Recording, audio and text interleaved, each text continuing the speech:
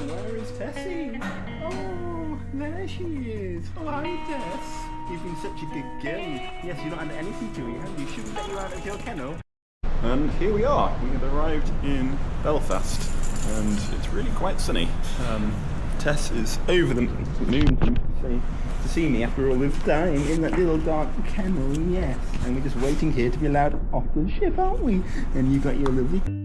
So here we are at the port of Belfast, and I remember, much like last time, it's very difficult to get out of the port. You've either got an hour-long walk, or you wait for a taxi, or you wait 4 hours for a bus. And someone did tell us that it's kind of like a little bit of a mafia operation sting going on here, where they could put a good bus service or a tram line or a train line in, but they don't, so the taxi companies can charge £10 or £15 for a 5-minute journey. So that's where we are. Hello!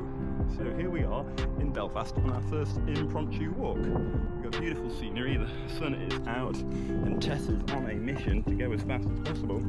It's the second time today we've been let down by our friends at Uber, as I was waiting for 25 minutes and I had to request twice and still not a single Uber came. And so anyway, what that means is I've missed my train and I have an hour to go for the next one. So I figured, well, why not try and walk at least some of the way, and maybe we'll walk out of the Uber desert about 3 miles out of the centre of Belfast. So hopefully, all being well, I'll catch the train that's due in about an hour. But I will have to up my step. So we've been going about a mile towards the train station, and my bag is actually pretty heavy. Now, I think 2.5 kilos of it is dog food, so that will, I guess, decrease in time.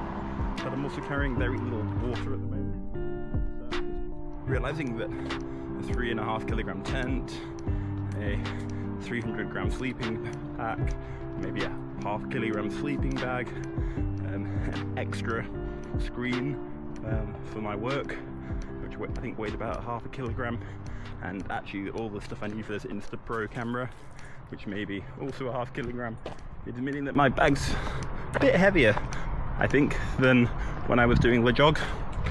Maybe it's about the same weight as when I started off doing the jog, when I packed far too much and put in like a load of jumpers and 5 pairs of clothes and a book and all these extra things that actually weren't that helpful.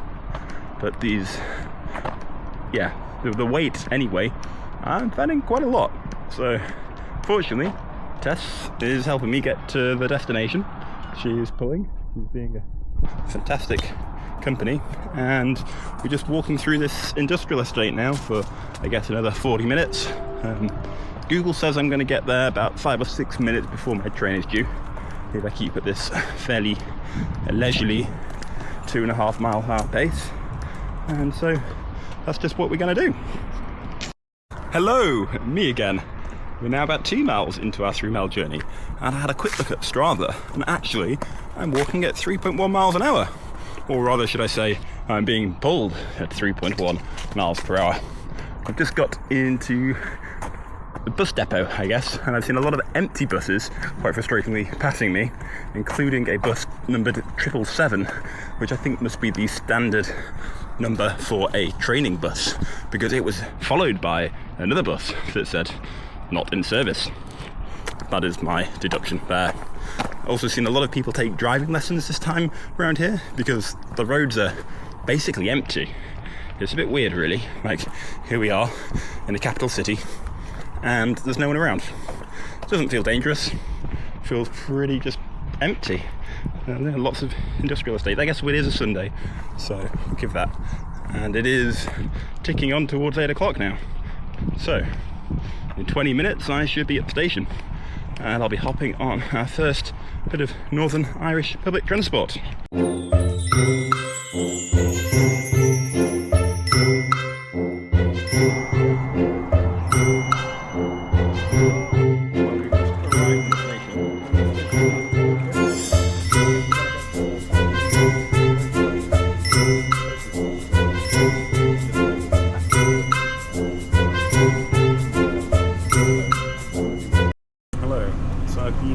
Taxis for about the better part of 20 minutes now.